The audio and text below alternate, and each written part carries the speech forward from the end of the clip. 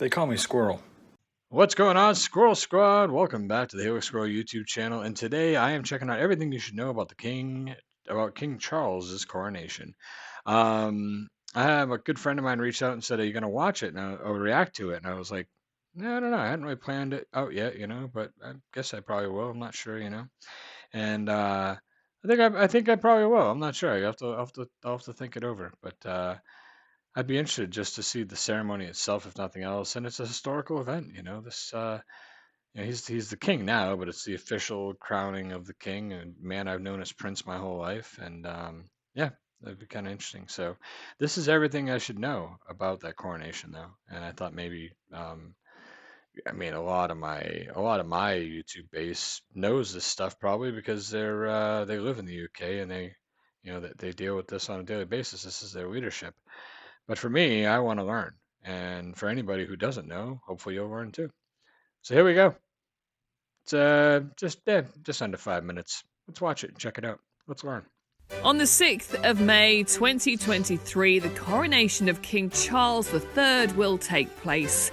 Here's everything you need to know about that momentous event. Well, it's really not that long to go. Between the 6th and the 8th of May, we're being told to expect a whole range of celebratory and ceremonial events. You'll see the King on the balcony at Buckingham Palace for the first time as monarch. We're going to see grand processions through London, a concert at Windsor Castle, and, of course, good old British street parties. But the big event on the Saturday, of course, will take place right here at Westminster Abbey with the coronation service. Westminster Abbey, cool, very cool. The coronation service will be the moment that we see the King and Camilla, the Queen Consort, crowned. During that service, we will also witness the monarch being anointed, blessed and consecrated by the Archbishop of Canterbury. It's also on that day that we're going to see the big processions and pageantry. Starting off with the King's procession that will bring them here to Westminster Abbey, and on the way back we see the grand coronation procession, which will end with that balcony moment at Buckingham Palace. That's pretty cool. That's awesome, really. I like that. Well, we have been told that the King and Queen consorts are going to be joined by other members of the royal family on that balcony on the day. Exactly who, though, they're keeping that under wraps. And that is probably to try and avoid any controversy over whether Harry and Meghan are going to come over for the coronation.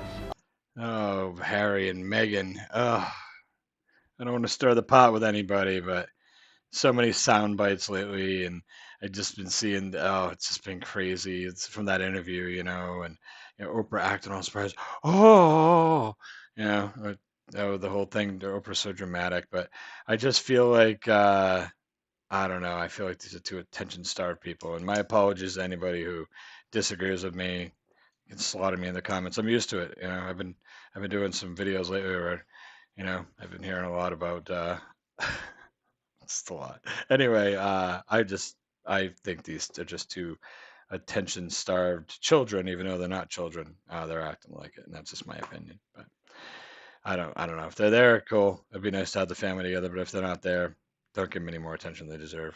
After what they said in that Netflix documentary and also Harry's book. But you might remember it was fairly similar for the Queen's Platinum Jubilee. She kept it strictly to working royals to try and avoid any negative stories on the day. Working royals, that's a great idea. Is there a bank holiday? Yes, you are going to get another bank holiday on the 8th of May because it's all been signed off by the Prime Minister. But the King, after we see the concert and also the street parties on Sunday, also wants to make Monday a chance for local communities to get together.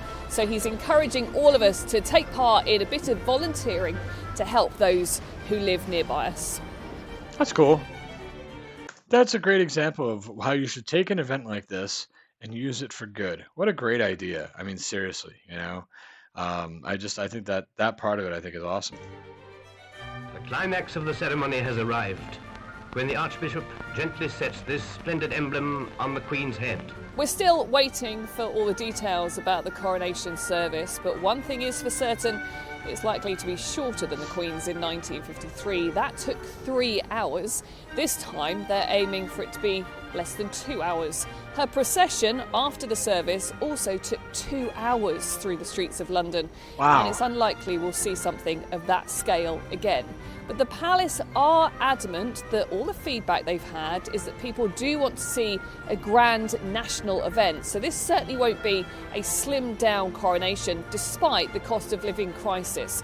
And also we're told that the Cabinet Office are likely to be reviewing nearly 100 different roles to see if they are still relevant to the ceremony today, with the King wanting, yes, it to be rooted in tradition, but also to be reflective of Britain today.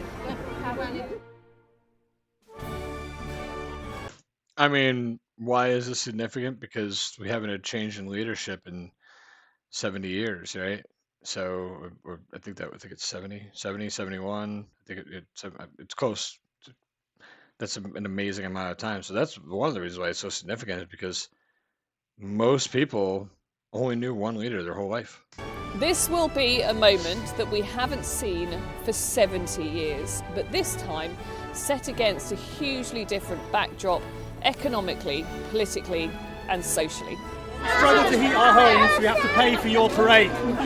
We know that people today are a lot less deferential when it comes to the royal family, and already the anti-monarchy campaign group Republic have said that they are planning to carry out protests on the day.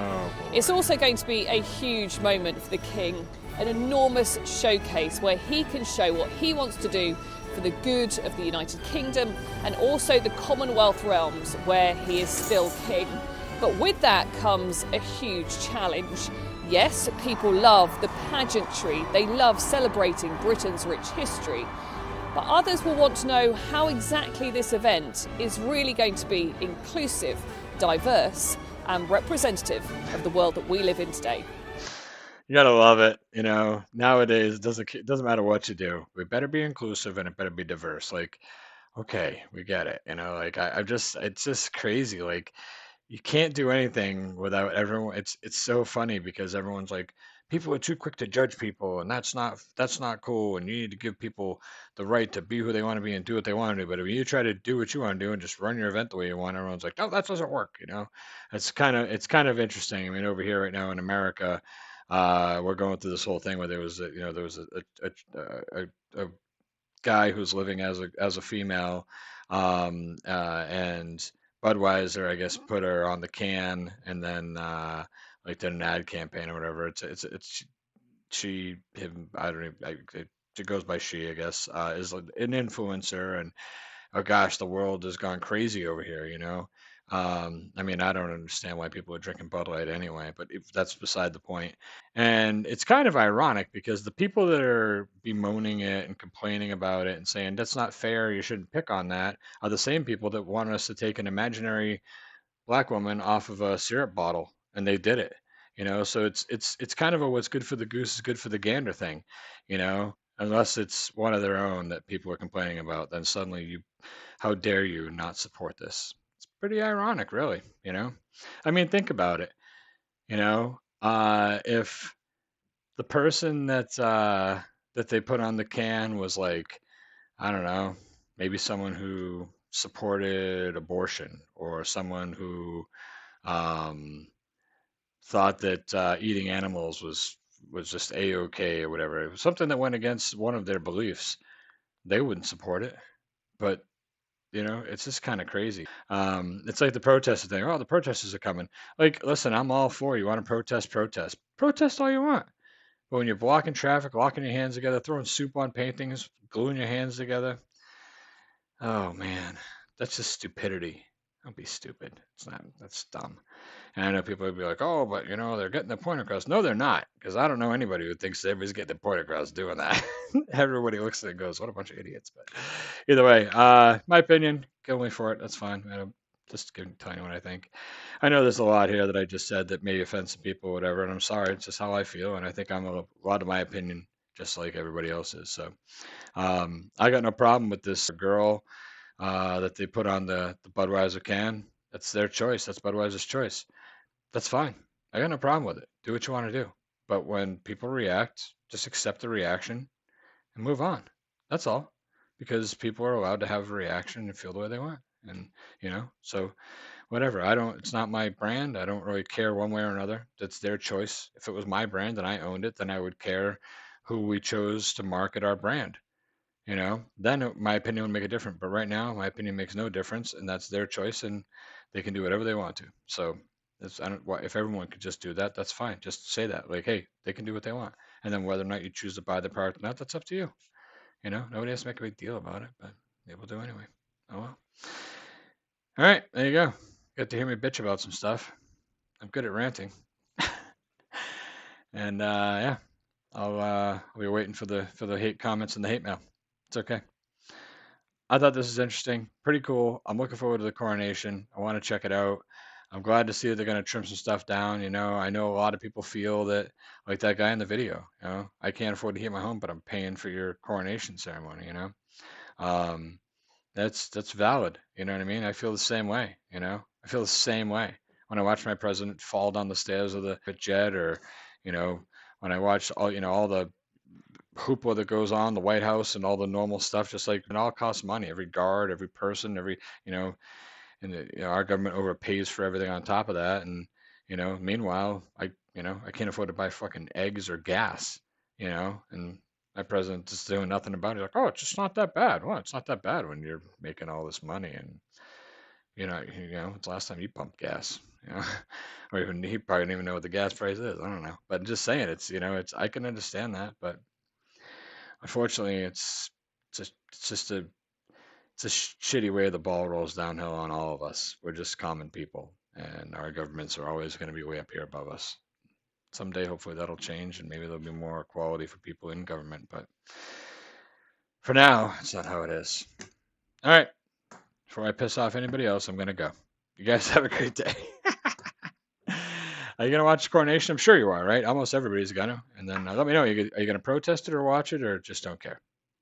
There's your three options. And then you can complain about me after that. Be good. I still love you. Squirrel out.